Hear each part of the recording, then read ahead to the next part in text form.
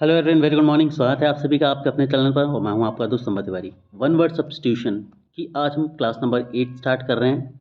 इससे पहले हम 7 पढ़ चुके हैं, तो यदि अभी तक आपने नहीं देखा है तो एक बार फटाफट से देख लीजिए। बहुत हेल्पफुल सीरीज़ है। वन वर्ड सब्स्टिट्यूशन आपको डेफिनेटली मदद करने वाली है। इंग्लिश में ग्रामर या ग्रामेटिकल पोर्शन से ज़्यादा one word substitution, idiom, phrases और वोकैबलरी मैटर करती है, क्योंकि हम सभी को पता है कि 20 में से आप ये मान के चलिए 15 क्वेश्चन हमें 2023 के एग्जामिनेशन में देखने को मिले थे और वही पैटर्न इस बार भी रिपीट होगा। तो इसी पैटर्न के हिसाब से आपको प्रिपरेशन जो है वो लगातार करती रहनी है। 1000 से ज़्यादा यहाँ पर हम जो वन वर्ड सब्स्टिट्यूशन आपको करा रहे हैं, और आज है आपकी सीरीज़ का 8वां पार्ट और हम आपको कैटेगरी वाइज करा रहे हैं यहाँ पर। तो इससे पहले हम 7 कैटेगरी कर चुके हैं अलग अलग, जैसे कि कल की क्लास में हमने एक्शन एंड हैबिट्स देखे थे। आज की क्लास में हम 8वां भाग देखने वाले हैं, यानी कि डेथ और आफ्टर लाइफ से related one word substitution.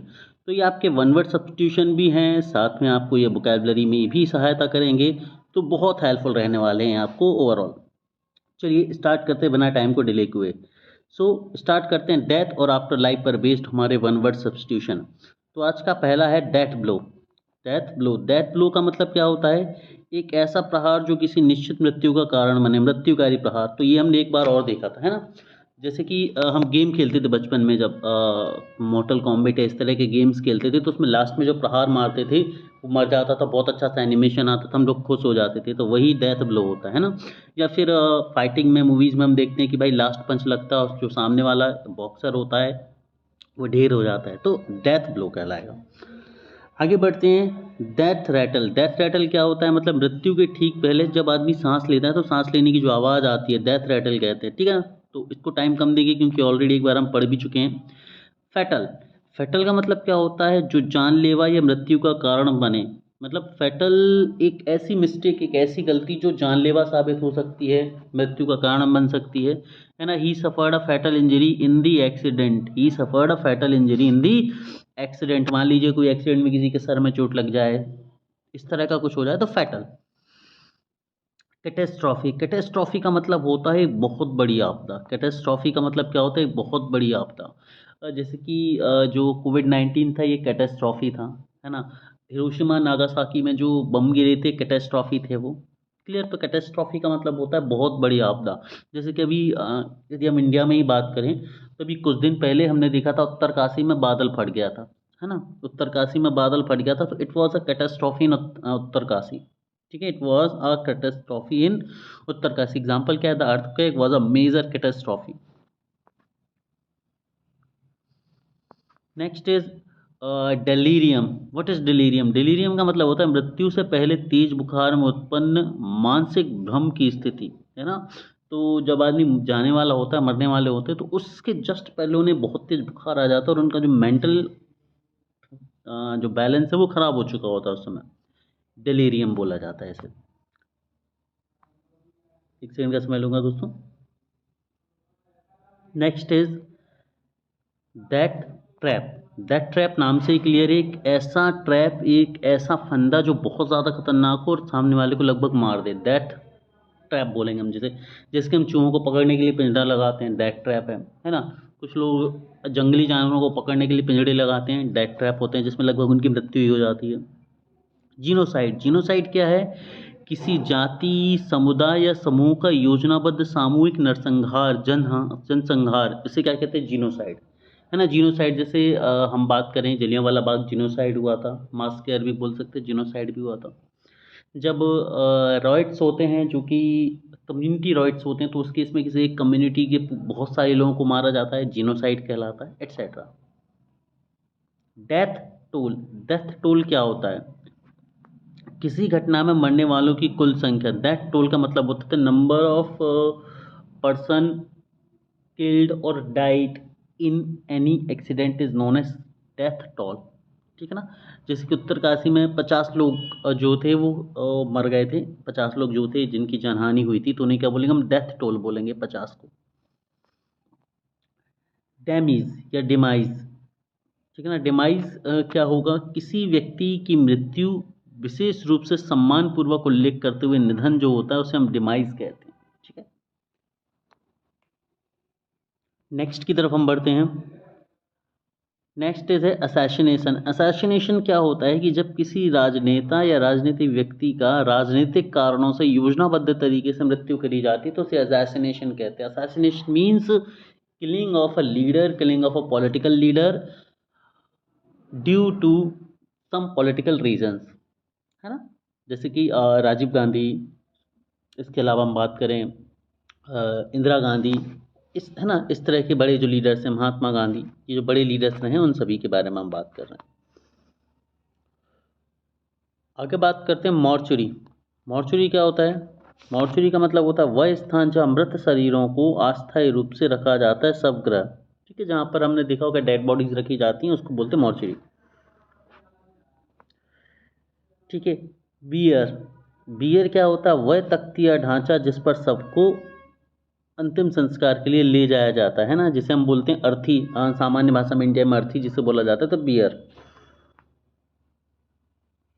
Postmortem, postmortem से हम सभी फेमिलियर हैं कि मृत्यु के कारणों का पता लगाने के लिए शव की चीरफाड़ जो की जाती है उसका जो परीक्षण किया जाता है ना, the test after the death of dead body to find the reason behind the death is known as postmortem. Move करते हैं हम आगे, मार्टेरी।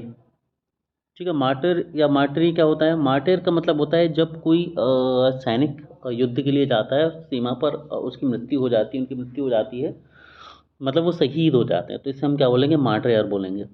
ठीक है। देश, धर्म या कर्तव्य के लिए अपने प्राण त्याग देना क्या कहलाते हैं? शहीद कहलाते हैं। विडोवर, विडोवर का मतलब क्या होता है? विडोवर का मतलब होता है एक ऐसा पुरुष जिसने अपनी जिसकी पत्नी की मृत्यु हो चुकी है। देखो, विडो मतलब एक ऐसी औरत जिसका पति नहीं हो, और विडोवर मतलब एक ऐसा पति जिसकी पत्नी नहीं हो। ठीक है, एक ऐसा पुरुष जिसकी पत्नी नहीं हो। डेड लेटर, डेड लेटर क्या होता है? एक ऐसा कानून या नियम जिसका अब कोई प्रभाव नहीं रह गया हो। मतलब डेड लेटर का मतलब a law which is not in existence as if now, मतलब कोई भी लॉ यदि अब एग्जिस्टेंस में नहीं है तो उसे हम क्या बोलेंगे? डेड लेटर बोलेंगे। ठीक है, क्या बोलेंगे भाई? उसे हम डेड लेटर बोलेंगे। आगे बात करते हैं क्रिमेशन। क्रिमेशन क्या होता है? मृत शरीर को जलाने की प्रक्रिया है, विशेषकर हिंदू रीति रिवाज। तो जा क्रिमेशन क्या होता है? क्रिमेशन सेरेमनी यानी कि अंतिम संस्कार। ठीक है, जिसमें हिंदू रीति रिवाज में हम जो शरीर है उसको पंचतत्व में विलीन करने के लिए उसे अग्नि के हवाले करते हैं, जलाते हैं, तो इसे हम क्या बोलेंगे? क्रिमेशन बोलेंगे। ऑबिचुरी, ऑबिचुरी का मतलब होता है निधन पर समाचार पत्र या माध्यम से प्रकाशित शोक संदेश। ऑबिचुरीज का मतलब क्या होता है? जो शोक संदेश प्रकाशित होते हैं ना, आप सभी ने देखा होगा न्यूज़पेपर में एक सेक्शन होता है जिसमें 2 3 4 5 ऐसे लोगों के बारे में शोक संदेश लिखे होते हैं, या उन्हें भावपूर्ण श्रद्धांजलि दी जा रही होती है। इस तरह के जो मैसेजेस होते हैं उन्हें हम ऑबिचुरीज बोलते हैं। क्या बोलते हैं? उन्हें हम ऑबिचुरीज बोलते हैं। आगे बढ़ते हैं एपिटैथ। एपिटैथ का मतलब क्या होता है? कब्र या समाधि पर खुदा हुआ वाक्य जो मृतक की स्मृति में लिखा गया हो, है ना। एपिटैथ मतलब क्या हुआ? एपिटैथ का मतलब हुआ कि जब आपने देखा होगा जो बेसिकली जैसे क्रिश्चियनिटी में, मुस्लिम्स में क्या होते हैं, हम शरीर को मृत्यु के बाद जमीन के अंदर दफना देते हैं, तो उसके ऊपर एक पिलर लगाते हैं छोटा सा, जिसके ऊपर नाम लिखा जाता है, उनकी डेथ डेट लिखी जा सकती है, या कुछ और भी मैसेज जो है वो लिखा जाता है खोद कर, तो उससे हम क्या बोलते हैं? एपिटैथ बोलते हैं। क्या बोलते हैं? हम उससे एपिटैथ बोलते हैं। रिक्वेम, रिक्वेम क्या होता है? रिक्वेम का मतलब होता है मृत आत्मा की शांति के लिए लिया गया या गाया गया कोई गीत। ठीक है ना। रिक्वेम का मतलब क्या होता है? गीत जो मृत आत्मा की शांति के लिए लास्ट में जो गाना गाया जाता है, इस तरह का कुछ भी प्रोग्राम किया जाता है उसे हम क्या बोलते हैं? रिक्वेम बोलते हैं। ठीक है, इसे कुछ और भी बोलते हैं। चलिए, नेक्स्ट है एमनीसिया या एमनीसिया। क्या है? स्मृति का आंशिक या पूर्ण रूप से लोप हो जाना, स्मृति लोप। एमनेसिया की बीमारी मतलब उसे बोलते हैं जिसमें इंसान भूलने लगता है चीज़ों को, है ना, इंसान को याद नहीं रहता, एमनेसिया। डेलीरियम हम देख चुके हैं कि भाई बुखार की स्थिति में मानसिक स्थिति खराब हो जाना। हेल्यूसिनेशन, हेल्यूसिनेशन हम सभी ने बहुत बार सुना है, इसको अब हम समझ भी लेते हैं। हेल्यूसिनेशन क्या होता है? ऐसा भ्रम जिसमें व्यक्ति ऐसी चीज़ें देखता है या महसूस करता है जो वास्तव में नहीं होती हैं, जैसे कि मरीचिका जिसे हम बोलते हैं ना, हम सभी ने बचपन में पढ़ा हुआ है कि जब आप डेजर्ट में होते हैं, जब आप रेगिस्तान में होते हैं, तो you will not be able two means you will be seeing like कि पानी नहीं है फिर भी आपको तालाब दिख रहा होगा, पॉन्ड दिख रहा होगा, तो इसे हम हेल्यूसिनेशन बोलते हैं। हेल्यूसिनेशन का मतलब होता है कि आपको वो चीज़ें महसूस होती हैं जो नहीं है। जैसे गर्मी के दिनों में यदि आप खाली रोड पर बाइक भी चला रहे होंगे, कार चला रहे होंगे, तो आपको सामने ऐसा लगेगा जैसे हल्का फुल्का पानी गिरा हो रोड पर, बट ऐसा नहीं होता, तो हेल्यूसिनेशन होता है।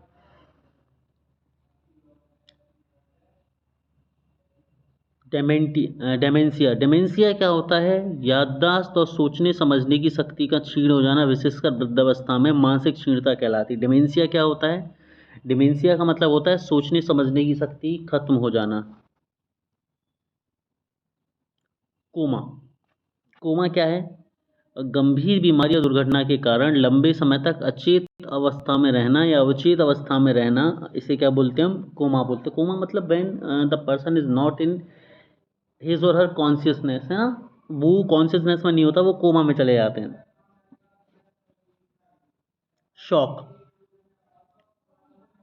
शॉक क्या होता है? अचानक लगी बुखार या अनुभव से तीव्र मानसिक आघात जो होता है। शॉक का मतलब होता है कि आदमी को एक मेंटल शॉक लगता है कि उसे उससे उस समय कुछ समझ नहीं आता, उसके जो बॉडी के सेंसेशन होते हैं वो काम करना बंद कर देते हैं, तो शॉक इसे हम बोलते हैं ना। She went into shock after hearing the tragic news. Trance, trance क्या है? अर्धचेतन या ध्यान की अवस्था जिसमें व्यक्ति बाहरी दुनिया से लगभग कट जाता है। ट्रांस मतलब हम बोलते हैं ना, ट्रांस में पहुंच जाते हैं, है ना। जैसे कि आप कभी कोई भजन सुन रहे हो या कोई ऐसा सॉन्ग सुने जिसके बाद आप बिल्कुल एकदम से अलग दुनिया में चले जाएं, खो से जाएं थोड़ी सी देर के लिए, या आप मेडिटेशन बहुत अच्छा करते हैं, तो आप बिल्कुल मेडिटेशन करते समय हल्का फुल्का महसूस करने लग रहे हो, आप जिस जगह पर, उस जगह के बारे में आपको खबर ही ना रहे, उस जगह के बारे में आपको कोई आइडिया ही ना रहे, आपको लगे कि आप वहाँ पर प्रेजेंस नहीं हैं, ऐसी स्थिति को हम ट्रांस बोलते हैं, कि आप ट्रांस में चले गए। पैरालिसिस, पैरालिसिस से हम सभी फैमिलियर हैं कि भाई जब शरीर के कोई अंग काम करना बंद कर दे तो पैरालिसिस कहते हैं ना। When any part and any part of body, है ना, बिकम आइडल, मतलब is not able to move, is not able to act, the situation is known as paralysis. अगला है यूथेंसिया। यूथेंसिया क्या होता है? असहनीय पीड़ा से ग्रस्त व्यक्ति की इच्छा से दी गई शांतिपूर्ण मृत्यु, यानी कि मान लीजिए किसी को कोई बहुत भयंकर बीमारी है, तो इंडिया में एक रूल है कि भाई वो राष्ट्रपति से मृत्युदान मांग सकता है ना। तो उस केस में उसे एक मृत्युदान दे दिया जाता है। मृत्युदान का मतलब उसे परमिशन दे दी जाती है कि वो आत्महत्या कर सकता है। लेकिन देखो, इसे आत्महत्या नहीं कहेंगे। आत्महत्या मतलब लोगों ने बिना किसी से लिए अपने मन से कर ली तो आत्महत्या, सुसाइड है। लेकिन जब वही सुसाइड आप एक परमिशन लेते हैं अपनी अथॉरिटी से और फिर आप मृत्यु को प्राप्त होते हैं, तो इसे हम क्या बोलते हैं? यूथेंसिया। न्यायालय से इच्छा मृत्यु पर लेना या राष्ट्रपति से लेना बेसिकली। मार्टियर हम डिस्कस कर चुके हैं, तो we will not discuss it. Postmortem discuss कर चुके हैं, है ना। रीइंकारनेशन को अब हम समझते हैं। रीइंकारनेशन होता है पुनर्जन्म। नी रीइंकारनेशन क्या होता है? पुनर्जन्म, ठीक है।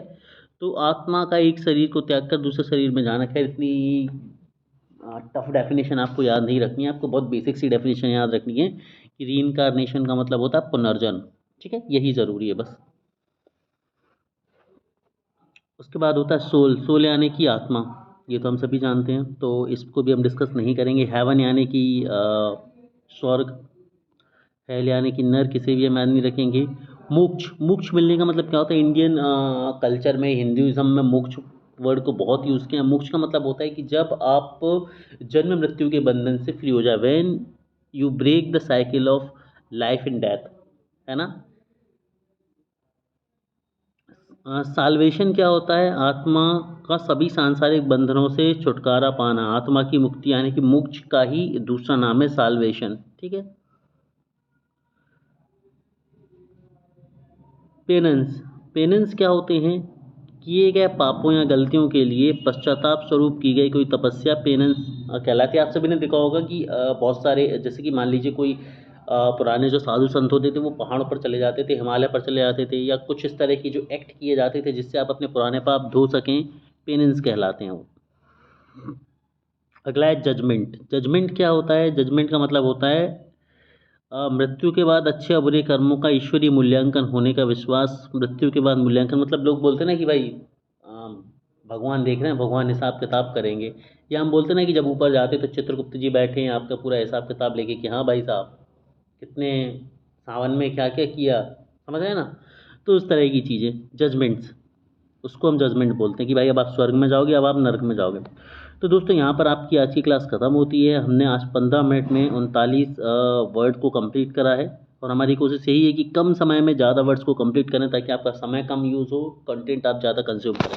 Have a great day. पढ़ते रहिए, आगे बढ़ते रहिए। फ्री क्लासेस आपकी चल रही हैं तो यूट्यूब पर, तो नॉलेज कैसे जुड़े रहिए।